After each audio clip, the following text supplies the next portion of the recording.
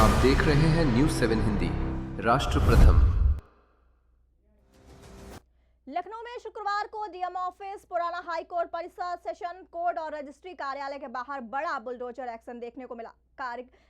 High court के आदेश के बाद नगर निगम और प्रशासन की टीम ने अवैध अतिक्रमण हटाने की कार्रवाई शुरू की, जिसके तहत करीब 240 चैम्बर गिराए गए। बताया जा रहा है कि नाले और सरकारी जमीन पर कब्जा कराए गए इन चैम्बरों के खिलाफ अपील दायर की जा चुकी थी। कार्रवाई शुरू होते ही कई वकीलों ने विरोध प्रदर्शन शुरू कर दिया। स्वास्थ्य भवन चौराहे पर कुछ वकील बुलडोजर के सामने बैठ गए। एक चैम्बर में अखंड रामायण पाठ चल रहा था, जहां बुलडोजर पहुंचने पर माहौल तनावपूर्ण हो गया। पुलिस ने हल्का बल प्रयोग कर प्रदर्शनकारियों को हटाया, जिसके बाद ध्वस्तीकरण की कार्रवाई आगे बढ़ी। डीसीपी वेस्ट कमलेश दीक्षित ने कहा कि हाईकोर्ट के निर्देश पर कार्रवाई की जा रही है और मौके पर पर्याप्त पुलिस बल तैनात है। वहीं कई वकील खुद भी अतिक्रमण हटाते नजर आए।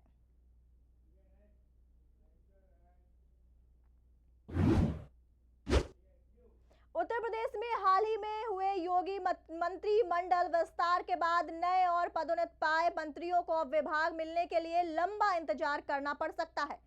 सूत्रों के मुताबिक विभागों के बंटवारे को लेकर केंद्रीय नेतृत्व और राज्य नेतृत्व के बीच अब तक सहमति नहीं बन पाई। ऐसे में माना जा रहा है कि प्रधानमंत्री की विदेश यात्रा से वापसी के बाद ही इस पर अंतिम फैसला हो सकेगा। हालांकि सोमवार को रायपुर में होने वाले मध्य क्षेत्रीय परिषद की बैठक के दौरान मुख्यमंत्री योगी आदित्यनाथ और केंद्रीय गृह मंत्री अमित शाह के बीच मुलाकात की संभावना है। इस बैठक में छत्तीसगढ़, मध्य प्रदेश, उत्तराखंड और उत्तर प्रदेश के मुख्यमंत्री भी शामिल होंगे। राजनीतिक गलियारों में चर्चा है कि इसी दौरान विभागों के बंटवारों को लेकर नया फॉर्मूला निकल कर आ सकता है। सूत्रों का कहना है कि कुछ ही अहम विभागों को लेकर मामला अटका हुआ है। यही वजह है कि निगमों और बोर्डों की खाली पदों पर नियुक्तियों की प्रक्रिया भी फिलहाल रोक दी गई है। प्रदेश अध्यक्ष की नई टीम और दर्जा प्राप्त मंत्रियों की तैयार सूची भी विभागों के बंटवारे के कारण अटक गई है। लखनऊ के पीजीआई थाना क्षेत्र में एक दर्दनाक हादसे ने इलाके में मातम फैला दिया। किसान पथ पर बने तालाब में नहाने गए 13 वर्षीय किशोर की डूबने से मौत हो गई। मृतक अपने छोटे भाई और दोस्तों के साथ तालाब में नहा रहा था, तभी अचानक वह गहरे पानी में चला गया और देखते ही देखते डूबने लगा।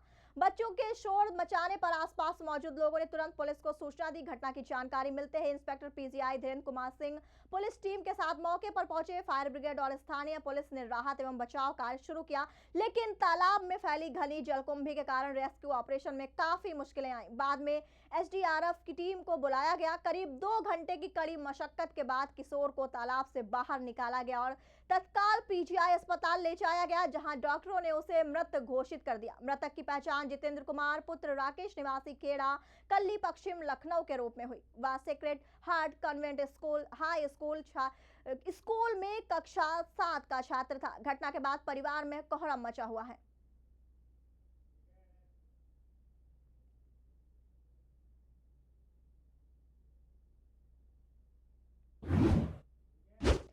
उत्तर प्रदेश पुलिस ने सोशल मीडिया पर बढ़ती अनुशासनहीनता को लेकर अब सख्त रुख अपना लिया है। डीसीपी मुख्यालय की ओर से जारी नए निर्देशों में साफ कहा गया है कि सोशल मीडिया पॉलिसी 2023 का उल्लंघन करने वाले पुलिसकर्मियों के खिलाफ तत्काल विभागीय कार्रवाई की जाएगी। साथ ही ऐसे मामलों की हर महीने निगरानी कर विस्तृत रिपोर्ट भी तैयार की जाएगी। दरअसल पिछले कुछ समय से कई सेवारत और ट्रेनी पुलिसकर्मियों द्वारा वर्दी में रील बनाने, वायरल वीडियो शेयर करने और आपत्तिजनक कंटेंट पोस्ट करने के मामले में लगातार मामले सामने आ रहे थे। इसे लेकर डीसीपी कार्यालय ने चिंता जताई। आदेश में कहा कि इस तरह की गतिविधियों से सरकारी कार्य प्रभावित हो रहा है और यूपी पुलिस की छवि भी खराब हो रही है। तभी सभी जिलों और यूनिट्स के वरिष्ठ अधिकारियों को निर्देश दिए गए हैं कि वे अपने अधीनस्थ कर्मचारियों की सोशल मीडिया गतिविधियों पर नजर रखें। विवादित पोस्ट के यूआरएल और रिकॉर्ड सुरक्षित रखने के भी निर्देश दिए गए हैं। माना जा रहा है कि यूपी पुलिस अब सोशल मीडिया पर अनुशासनहीनता को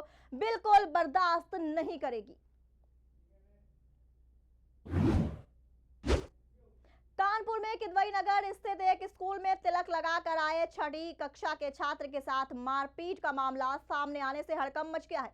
घटना के बाद परिजनों और संगठनों में आक्रोश फैल गया और स्कूल के बाहर जोरदार प्रदर्शन हुआ। मामला किदवई नगर क्षेत्र के मदर टेरेसा स्कूल का बताया जा रहा है, जहां कक्षा 6 के छात्र को कथित तौर पर इसलिए पीटा गया क्योंकि वह माथे पर तिलक लगाकर स्कूल पहुंचा था। परिजनों का कहना है कि बच्चा रोते हुए घर पहुंचा और पूरी घटना बताई, जिसके बाद उन्होंने स्कूल प्रबंधन से शिकायत कराई। इसके बाद मामला तेजी से तूल पकड़ गया और हिंदूवादी संगठनों तथा एबीपी कार्यकर्ताओं ने स्कूल के बाहर पहुंचकर विरोध प्रदर्शन शुरू कर दिया। प्रदर्शन के दौरान नारेबाजी हुई और प्रशासन ने कार्रवाई की मांग की गई, जिससे माहौल काफी देर तक तनावपूर्ण बना रहा। स्थिति को देखते हुए स्कूल प्रबंधन ने तत्काल कार्रवाई करते हुए आरोपी शिक्षिका को नौकरी से हटा दिया।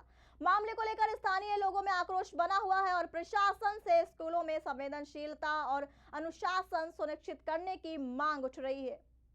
किस लिए ज्ञापन दिया है? मेरा नाम शिवांशु त्रिपाठी है। मैं वर्तमान में अखिल भारतीय विद्यार्थी परिषद कानपुर महानगर का महानगर मंत्री। जैसा कि अभी 2 दिन पहले हम लोगों को पता चला कि यहाँ पे एक मुस्लिम शिक्षिका ने एक सनातनी बच्चे को तिलक लगाने पे मारपीट की, उसके साथ और अभद्रता की। तो उसी जो विषय के बारे में हम लोगों ने संज्ञान लिया, तो हम लोग आज कल यहाँ पे हम लोग ने बात भी करी है कि ऐसा ऐसा क्या विषय है। तो इन्होंने अपनी सफाई दी है, लेकिन वो सफाई सही नहीं है। क्योंकि हम लोग परिजनों से भी मिले हैं। परिजनों ने बताया कि हमारे खिलाफ ये लोग आरोप लगा रहे हैं, हमें मतलब दबाने की कोशिश कर रहे हैं, तो इसलिए उन्होंने कुछ नहीं बोला। पर विद्यार्थी परिषद का काम है, किसी भी शैक्षिक संस्थान में अगर कुछ भी इस तरीके की अभद्रता होती है बच्चों को, छात्रों के साथ, तो हम लोग सदैव खड़े रहते हैं। बहुत बढ़िया। तो आज हम लोग इस हीरो। पापा, ये हीरोज कौन होते हैं? हीरोज हर जगह होते हैं, फिल्मों में, फिल्मों के बाहर भी। और ये हीरोज दिखते कैसे हैं? हीरोज सबसे अलग होते हैं, लेकिन अलग दिखते नहीं। हीरो टॉल होते हैं कि शॉर्ट होते हैं? वो खाना खाते हैं कि नहीं? स्कूल जाते हैं कि नहीं? वो पढ़ाई करते हैं कि नहीं? ये हीरोज भी होमवर्क करते होंगे क्या? वो कुकीज खाते हैं क्या? पापा, ये हीरोज करते क्या है? वो आपके साथ रहते हैं और आपको प्रोटेक्ट करते हैं। बाय। फिर तो आप ही मेरे हीरो हुए, क्योंकि आप ही मुझे प्रोटेक्ट करते हो। लेकिन इस घर में एक और हीरो है जो हमेशा आपको सेफ रखता है। मुझे तो कहीं नहीं दिख रहा। हीरोज हमेशा दिखाई दे ये जरूरी नहीं है। वो सिर्फ पर्दे के आगे ही नहीं, दीवारों के पीछे भी हो। गैलेंट एडवांस टीएमटी सरिया, इसकी ताकत बने घर की ढाल और इसकी फ्लेक्सिबिलिटी रखे घर को सॉलिड सालों साल। गैलेंट एडवांस 500D टीएमटी, निर्माण का रियल हीरो। सॉलिड भी, फ्लेक्सिबल भी।